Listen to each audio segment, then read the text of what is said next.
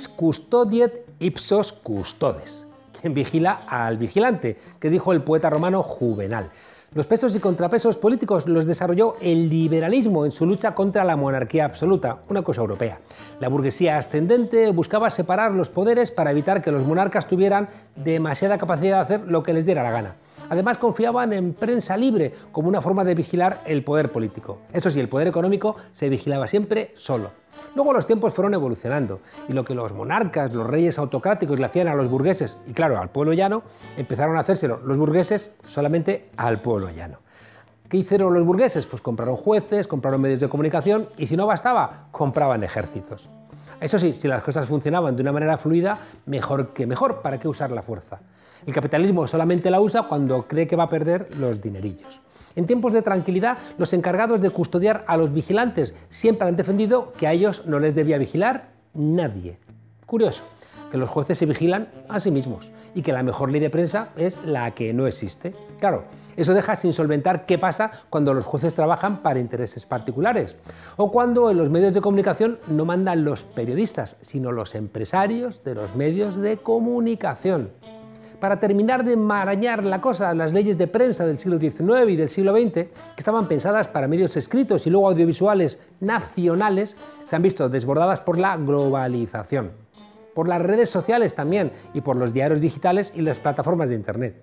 A la Unión Europea y a los Estados Unidos les han preocupado enormemente las más que probables injerencias rusas en campañas electorales, algo facilitado, claro, por el desarrollo de las redes sociales. Aunque no es sino lo mismo que han hecho siempre los Estados Unidos, secundados por la Unión Europea, y ahí Inglaterra y Alemania siempre han estado a la cabeza, en todas las campañas latinoamericanas, incluido, cuidado, el apoyo a golpes de Estado o al lawfare, sea en Oriente Medio o sea de manera más brutal, también alentando procesos secesionistas en Georgia, en Ucrania, en Bielorrusia o en las provincias bálticas, donde las dan, las toman. Los países tienen derecho a que no haya injerencias extranjeras, ni en las campañas electorales ni en su vida política, porque la soberanía nacional tiene que ver con eso.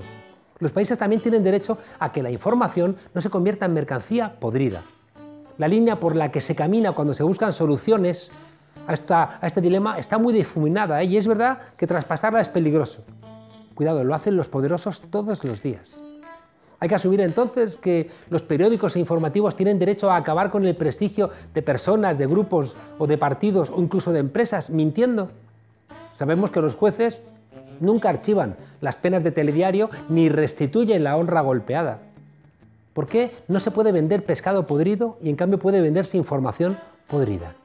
En España hemos visto que comisarios corruptos, alimentados por dinero de fondos reservados o por empresarios y banqueros, han hecho presión a través de diarios corruptos comprados para defender no la verdad sino intereses de grupo.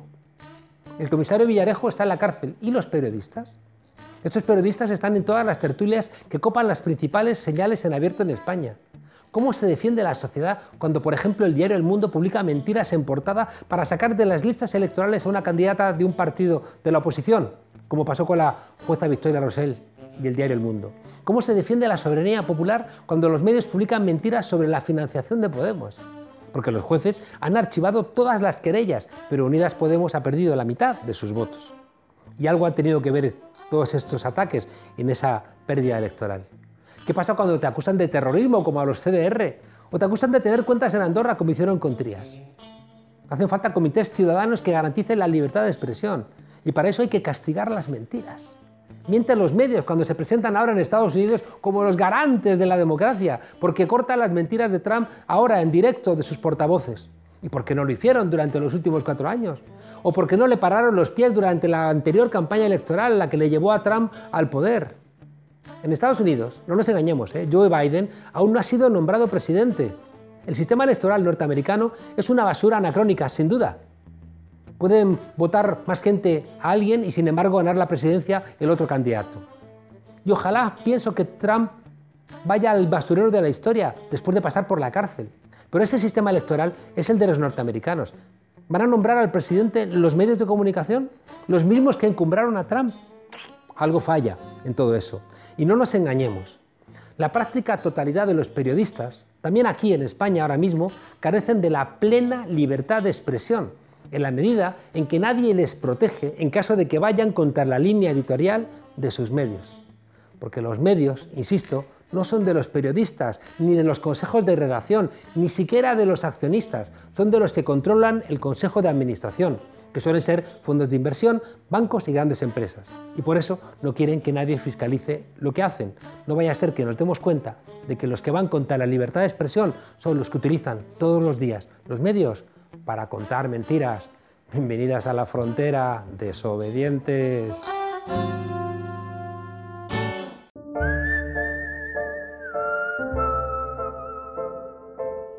El pasado domingo, Rosalía Iglesias, la mujer de Bárcenas, ingresaba en la cárcel de Alcalá para cumplir la condena de casi 13 años de prisión que ratificó hace unas semanas el Tribunal Supremo. La Audiencia Nacional ha aprobado que el Partido Popular tenía una caja B desde al menos el año 89, una estructura financiera y contable paralela a la oficial, que se nutrió de aportaciones de la trama corrupta. Hablará ahora Bárcenas. Hemos llegado hasta aquí, sin embargo, porque otra gente antes ha hablado. ¿Son los arrepentidos héroes o traidores?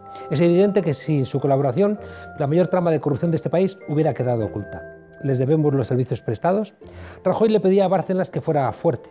¿Qué pedimos nosotros a la gente que denuncia a los corruptos? Esta noche vamos a preguntárselo a José Luis Peñas, exconcejal del Partido Popular de Majadahonda, quien grabó durante 2 años en secreto a Francisco Correa. Denunció la trama Gürtel, ayudó a desentrañar el sistema de las empresas de Francisco Correa. Se le reconocieron los servicios prestados, pero fue condenado a 4 años de cárcel por haber formado parte de la trama y haberse lucrado con ella. Y esta noche, ya digo, a José Luis Peñas, ¿cómo estás?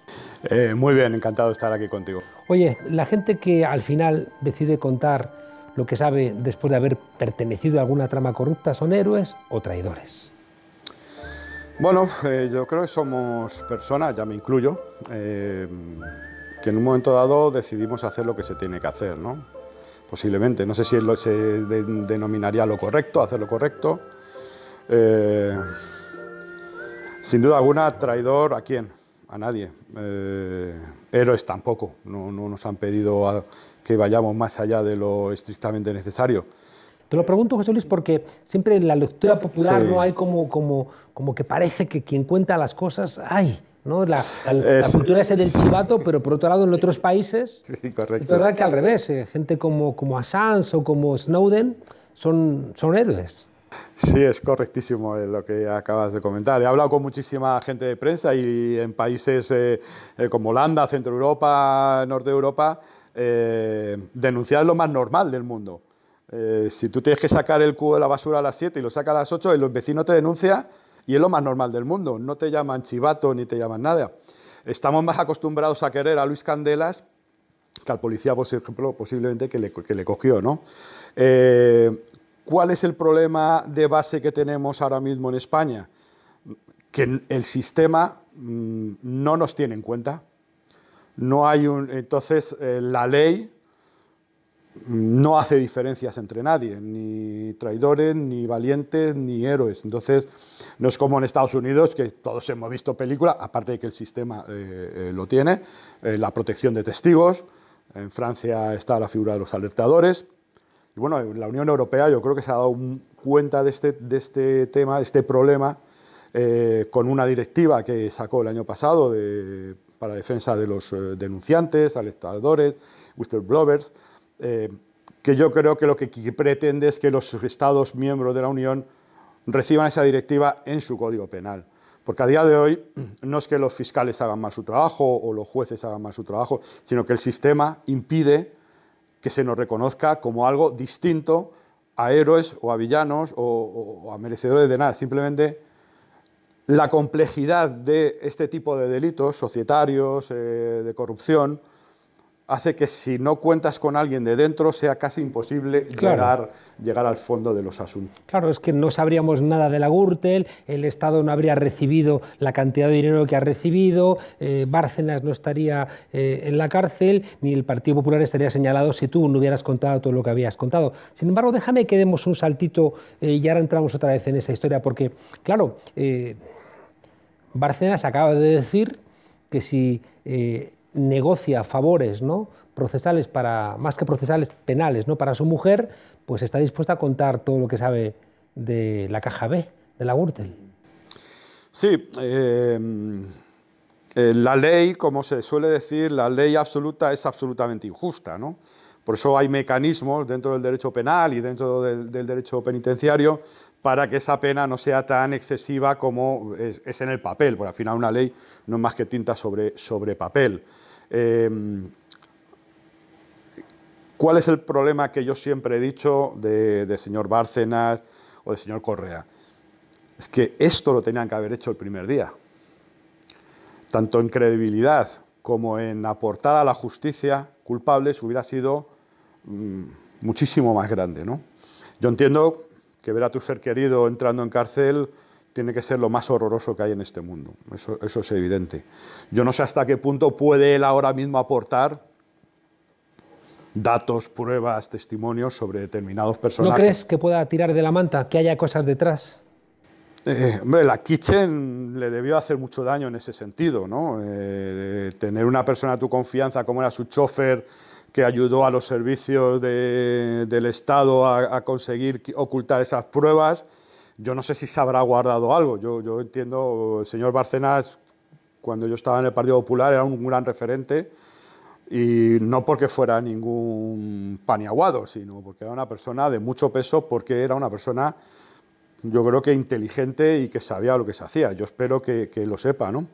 Él, de todas maneras, creo que puede conseguir un buen trato. Sé que hay otros condenados que han conseguido tratos con la justicia, están colaborando y, de hecho, enseguida han llegado a un tercer grado, que es lo que te comentaba, que el propio derecho penal tiene elementos para que no sea tan excesivo, ¿no? Y puede ser que consiga un buen trato para su mujer, de lo cual yo me alegraría muchísimo, si a cambio hace lo que ha dicho, ¿no? Claro, pero tú que has conocido muy bien todo el proceso de la Gürtel, la trama de corrupción vinculada al Partido Popular, ¿qué crees que podría quedar por salir? Bueno, siempre he dicho que hay una especie de cortafuegos en Bárcenas, siendo como es una figura muy relevante, muy importante del Partido Popular, dentro de lo que es el organigrama, se quedó ahí la trama. Efectivamente ha pasado a vicepresidentes, pero en comunidades autónomas, ¿no? Presidente de comunidades autónomas. Bueno, lo que nos queda un poco por tirar de la manta es pues esas grandes cabezas dirigentes que tenía el Partido Popular en aquellos años, ¿no? Vicepresidentes y presidentes. Es decir, que podemos saber finalmente quién era M. Rajoy. Sí, además que es un rompecabezas sudoku al cual yo me enfrento todos los días sin poder resolver. M. Rajoy se me escapa a la comprensión de cualquier ciudadano. Hombre, me gustaría conocer realmente a todos y cada uno de los integrantes de esa fila que estaba en la planta de Bárcenas esperando en la puerta de su despacho a recoger ese sobre rellenito de dinero calentito que se llevaban todos los meses. Toda esa fila me gustaría conocer. Yo, como profesor de ciencia política, te puedo asegurar que es mentira que los dirigentes no sepan cómo funcionan económicamente sus partidos.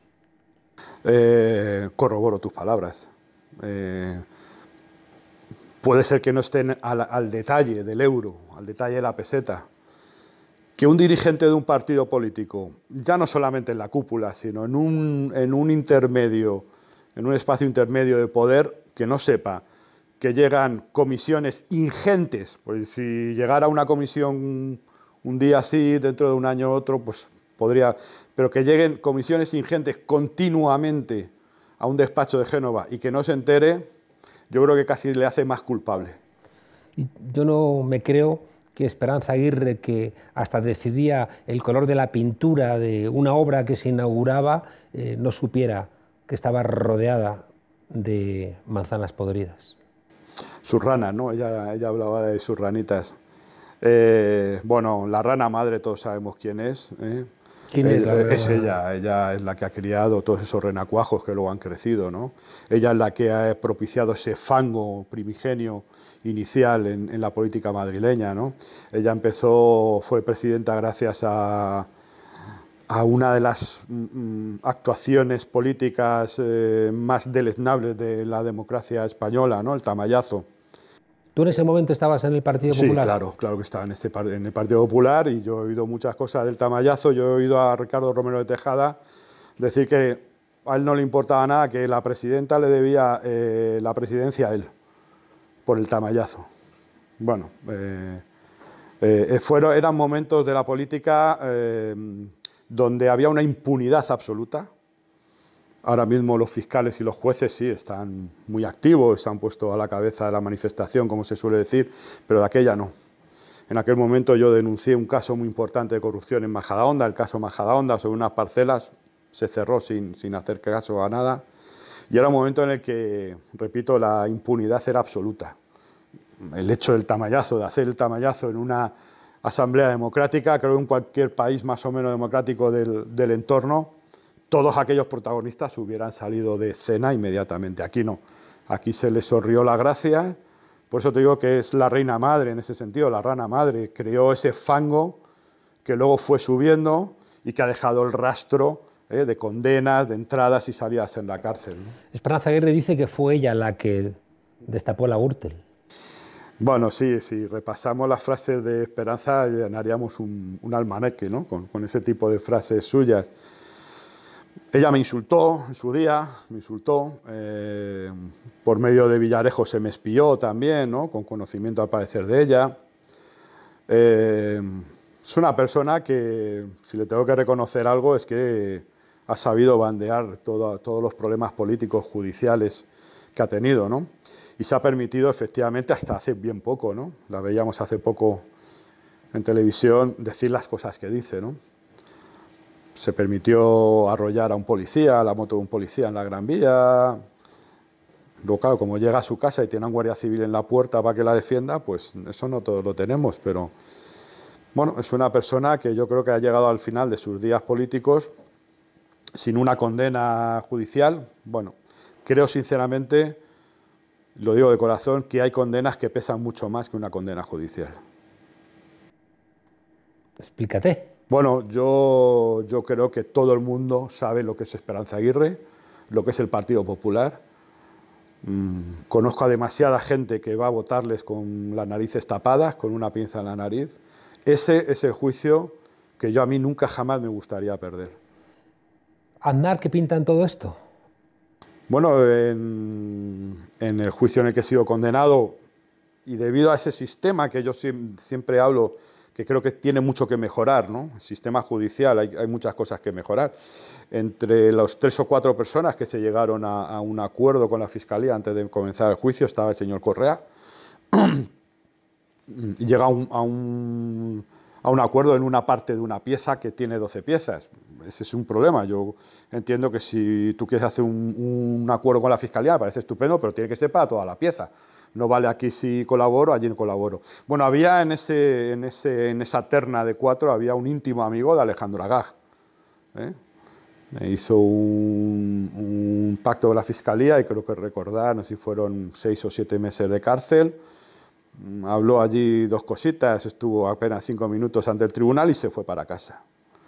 Bueno, entiendo que era una buena oportunidad de haber sabido realmente una persona que era íntimo también de la familia Aznar, de si realmente por lo menos preguntarles en juicio a esta persona si los Aznar tenían algo que ver, ¿no? Algo que ver en el sentido de que el señor Correa fue el que montó todo el tema de la boda, el convite de la boda en el Escorial, que preparó la despedida, el que hizo una serie de regalos en la boda. Esta gente cenaba con el presidente, entonces presidente Aznar. El señor Aznar no quería hacer ningún acto, ningún meeting con nadie que no fuera el señor Correa. Bueno, hubiera sido una buena oportunidad de preguntar a alguien que de primera mano había estado al lado del señor Aznar si realmente había tenido algo que ver o no. ¿Cómo funcionaba la trama Gürtel? Bueno, es compleja y no es compleja. Es compleja en cuanto a los métodos posiblemente, ¿no? Porque al final se llega a paraísos fiscales de los cuales no habíamos ni siquiera oído hablar, ¿no? Pero funciona con un principio básico, ¿no? Y es el principio de las personas que no tienen escrúpulos. Personas que tienen poder, personas que tienen dinero, intermediarios que ponen a unos en contacto con otros y deciden hacer, como Correa los llamaba, sus business, ¿no? De hecho, Correa, te puedo asegurar que durante mucho tiempo todo lo que hacía, él no tenía una conciencia de estar delinquiendo. Él pensaba que, bueno, que como mucho, las grabaciones está, como mucho, bueno, una multa de Hacienda por el tema de los impuestos y tal, pero él no tenía una conciencia de estar delinquiendo, ¿no?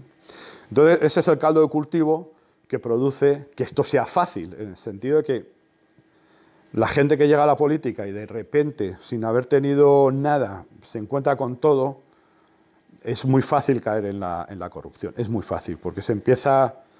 oye, necesitamos unas sillas para un mitin y las saco del colegio, que no se puede, pero bueno, unas sillas tampoco, y se termina dando un contrato de 5 millones al año por 7, 8 años a una empresa pues, que te ha invitado a unas cacerías y le ha mandado a tu mujer un bolso de Louis Vuitton, ¿no?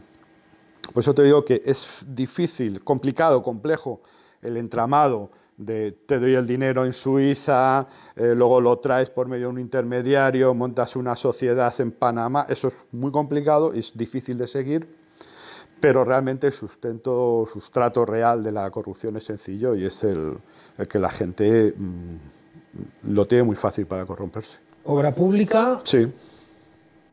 Se le entrega directamente y a cambio le da dinero a Correa, que después se lo devuelve al Partido Popular.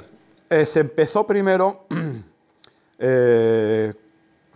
por hacer un símil, una tarta, el empresario entregaba la tarta y toda iba a Génova. Luego los intermediarios, como Correa, los alcaldes, los presidentes de comunidades, vicepresidentes, etcétera, etcétera, todos los cargos, empezaron a decir, bueno, pues que voy a llevar toda esta tarta a Génova, ¿no? De esta tarta, si la hacemos en trocitos, pues un trocito me puedo quedar. ¿Y cuándo salta el problema del señor Correa? Que cuando a Génova llega una parte muy pequeña de la tarta y lo más grande de la tarta se ha quedado en el camino. Y ese es el problema que hay cuando Bárcenas empieza a hablar mal de uno.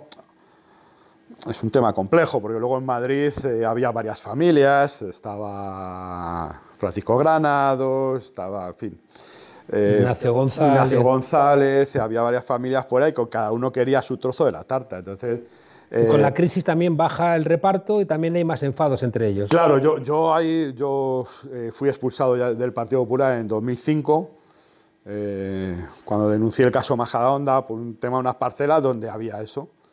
Una Ignacio González por un lado, Francisco Granados por otro, Génova por otro, y al final la tarta menguaba en Génova. Menguaba hasta tal punto que desde Génova mandaban faxes o recomendaciones para hacerle llegar contratos a determinadas empresas que se habían portado muy bien durante las campañas de las generales, autonómicas, etc.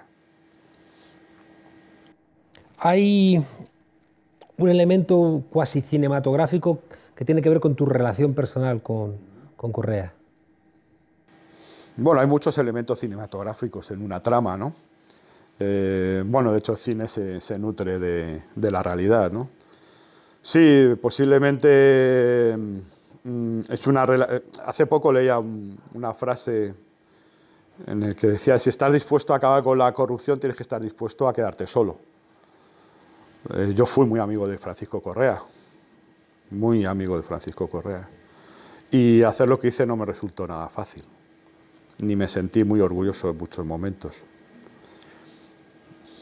¿Te diste cuenta en algún momento de algo que hizo que dieras ese paso? Sí, cuando yo realmente pasé de la conciencia de que aquello era un buen grupo de amigos, un grupo de gente que se ayudaba unos a otros, que bueno, te podías hacer un favor u otro, a realmente estar en una trama delictiva, ¿no? No es lo mismo una cosa que otra. Cuando yo oigo la frase a un concejal de Arganda del Rey, a Correa, que si no le da sus 300 millones, las parcelas no salen, las parcelas de Arganda del Rey, unas parcelas que luego resultaron un beneficio de más de 1.200 millones de euros. Lo digo por poner un poco en valor de lo que estamos hablando, ¿no? O sea, 1.200 millones de euros solamente por 2 parcelas en Arganda del Rey, ¿no? Y cuando tú oyes eso, tienes muchas opciones. Tienes muchas opciones. Yo tenía muchas opciones en aquel momento. Yo podía haberme ido a mi puesto de trabajo y haber dejado a la trama que siguiera y siguiera.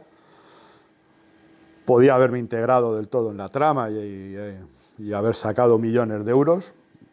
las fiscales me acusaron en el juicio de haberme llevado 40.000 euros durante 7 años. Yo pensé que el tema teniendo concejalías como tuve en algunos momentos con 30 y 40 millones de euros de presupuestos, pero bueno. Cuando tú quieres hacer algo, repito, tienes que enfrentarte a las consecuencias. Mis consecuencias son duras, pero bueno, aquella noche que oí eso, conté con la persona que quiero y que está a mi lado, con mi mujer, y me apoyó, me dijo lo tenía que hacer. Repito que no fueron 2 años fáciles ni sencillos. En algunas ocasiones, y creo que en las cintas está, le dije más de una ocasión a Francisco Correa que lo dejara, que él tenía ya dinero para varias generaciones, vete. Era cuando él empezaba a hacer negocios en Colombia y por ahí, deja España, si España no te va a dar nada más que disgustos. Pero repito, estábamos en una economía de impunidad absoluta, en una sociedad de impunidad, donde a la gente lo único que le importaba era comprar un piso sobre planos para venderlo rápido, pedir una hipoteca para comprarse la tele de plasma también, y él no quiso escuchar. Nos hemos comido el tiempo, quiero preguntarte telegráficamente un par de cosas más. ¿Por qué empezaste a grabar en vez de ir a la policía? Bueno, había denunciado anteriormente, como te he dicho, el caso de Majadahonda, había ido a la policía, había ido a la fiscalía, y aquello quedó en nada, en borrajas. No tienes pruebas, no hay pruebas, esto es así, esto es así. Bueno, tenía la oportunidad de estar un tiempo al lado de Correa, digo, bueno, pues vamos a llevarle las pruebas que tanto me pidieron, ¿no? Tanto es así que hice tantas pruebas que gracias a mis grabaciones ha salido el caso Gürtel y el caso Púnica. El caso Púnica, la primera vez que se habla de Francisco Granados relacionado con un empresario es en una grabación que yo aporté a la policía. Oye, muchas empresas, ¿no? Y principales constructoras del país. Muchísimas. En el IBEX del ladrillo que había en el año 2005, 2004, había como 14, 15 grandes empresas. De esas 8 o 9 han ido a la ruina total. Te estoy hablando de Hispánica, que fue la empresa que más kilómetros de AVE hizo. Te estoy hablando de Martín Fadesa. Te estoy hablando de grandísimas empresas, de Dico, DHO. Todas se han ido al garete, por así decirlo. Muchísimo dinero. ¿Sobrevive a todos estos procesos? Bueno, siempre hay gente, ya te digo, que sabe cómo estar. Yo la verdad es que creo que Florentino en Majadahonda no hizo nada en el tiempo en el que yo estuve. Bueno, no sé si conocerá algo, sabrá algo del tema, pero vamos, siempre hay gente que sobrevive a todos los terremotos. Quien ya era líder de Nuevas Generaciones en Madrid en 2005 era Pablo Casado. Sí, pero no tiene nada que ver con esto. Él luego se fue a Ávila, ya no quiso saber nada, ¿no? Bueno, me preguntaban el otro día el tema de la regeneración del partido. El problema del Partido Popular, para mí, y esto es una opinión mía, es que siga existiendo el Partido Popular, no las personas del Partido Popular. Sino el propio Partido Popular. El propio Partido Popular, porque por mucho menos hay partidos ilegalizados en este país. Entonces, lo que no entiendo ¿Tú no crees en la regeneración del Partido Popular? No, porque el propio Partido Popular no puede llevar en sí misma la palabra regeneración. Es un partido corrupto, condenado por corrupción, y que detrás de él siempre está lo que mueve la corrupción, que es el poder del dinero, las grandes empresas, los grandes fondos. José Luis, te condenaron por diferentes delitos, sumados todos, 4 años y unos cuantos meses. Ninguno de los delitos superaba los 2 años. Has pedido, ¿no?, que se revise esa sanción y has pedido un indulto. Sí, hemos pedido la suspensión de las penas. La Fiscalía tampoco ha pedido mi ingreso en prisión. Esperamos que el juez atienda a nuestra demanda. Hemos pedido suspensión y hemos pedido también sustitución, que es otra opción que nos da el Código Penal. Y luego, aparte, hemos pedido el indulto, por lo que te he dicho antes. Yo creo que el sistema falla y debemos de tener mecanismos para que a las personas que han entregado a la justicia a cientos de criminales, decenas de miles de millones de euros, que le hemos ahorrado otros tantos, que hemos conocido lo que antes no se conocía. Cuando la gente oyó mis grabaciones, oyó lo que era la corrupción, que no era una cuestión de 4 amiguetes y de 4 cosas que se llevaban por aquí y por allá, sino que era una cuestión muy delicada para un país. Yo creo que si alguien merece un indulto, no soy yo, sino alguien que haya hecho lo que yo. Y creo que el gobierno tiene que pensar en que esa directiva europea se tiene que trasladar lo antes posible a nuestro Código Penal. ¿Para qué? Para que gente como yo diga, voy a denunciar sin miedo a ir a la cárcel, sin miedo a quedarse sin trabajo, sin miedo a perder su familia. Creo que es una reflexión buena que le lanzo desde aquí al gobierno. ¿Se ha posicionado algún partido político sobre tu indulto? Yo creo que a día de hoy no, porque el indulto está solicitado hace bien poco. Creo que apenas ha trascendido a la prensa. Creo que es la primera vez que hablo de que hemos pedido el indulto hoy contigo. Y a día de hoy, quien sí se posicionó a favor del indulto fue en el 2018, fue la Fiscalía. Cuando salió la sentencia de la Audiencia Nacional, en una vista que hubo para si iba gente a la cárcel preventivamente o no, la propia fiscal dijo en esa vista que solicitaría o apoyaría en su caso el indulto.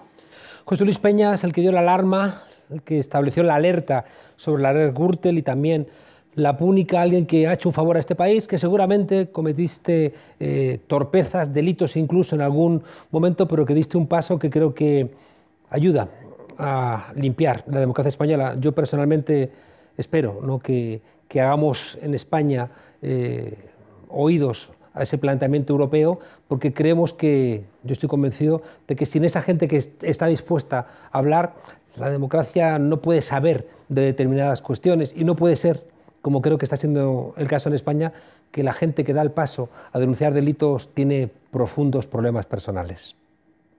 Me encantaría que esta reflexión llegara a donde tiene que llegar. Creo que es algo necesario por sanidad democrática y por sanidad económica muchas veces, y solo deseo que nuestros gobernantes den ese paso y en especial en lo que a mí concierne, pues que sepan entender que lo que hice creo que merece ese indulto sin duda alguna. Mucha suerte. Muchísimas gracias. Se acabó ya el heroísmo aquí, ahora viene el malrollismo. Y es verdad, yo prefiero que no haya heroísmo. El pasado domingo en Salvados, en La Sexta, el psiquiatra Juan Antonio Palacios se refería así a la situación que están viviendo los sanitarios que luchan contra la pandemia en primera fila. Puro dramatismo. Profesionales que han pasado de recibir aplausos a las 8 y multitud de piropos todo el día a ser increpados en hospitales y centros de salud. Una historia en la que sí han hecho falta héroes, porque ha habido multitud de villanas y villanos. Si en la sanidad pública faltan PCRs o sobran listas de espera, no es por culpa de esas personas que están trabajando al 200%, jugándose su propia vida. La situación de hoy tiene mucho que ver con los recortes y con la prepotencia del pasado. Por favor, guardemos las distancias, que no miro nada. Queremos sanidad pública sin El voto secreto, el voto secreto. Vale. Esperanza Aguirre, la misma que en mayo de 2008 se encaraba con los sanitarios en el Hospital Ramón y Cajal.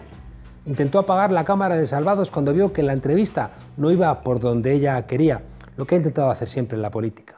Centros de salud con solo un par de líneas telefónicas para llamar a miles de pacientes, hospitales con una tremenda falta de medios, UCIs cerradas. Esa es la verdadera realidad de la sanidad pública del Partido Popular.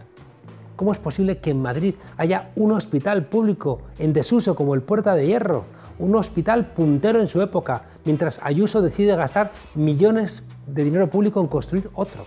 ¿Será útil ese nuevo hospital? ¿Cuánto costará realmente cuando se terminen de transparentar las cuentas? Son preguntas que no se le hace a un presidente autonómico normalmente. Alcira es la respuesta. Aquel hospital de Valencia, que dio nombre a la forma de gestión sanitaria que le gusta al Partido Popular. Construyen un hospital con dinero público para luego sacarlo a concurso y privatizarlo. Un modelo neoliberal que hace felices a constructoras y demás amiguetes, pero que destruye un servicio público esencial como es la sanidad. Por eso tampoco extraña que se construya el hospital contra las pandemias y luego no se dote, porque pase lo que pase, alguien ya se ha forrado. Y los que se benefician de la red clientelar del PP en Madrid entiendo que apoyen a estos 40 ladrones. pero la gente que va a tener que comerse listas de espera más largas, que va a ser peor atendida. Algo no estamos explicando bien. La pandemia de la COVID-19 ha sacado a la luz lo que llevaban años denunciando los sindicatos sanitarios de este país.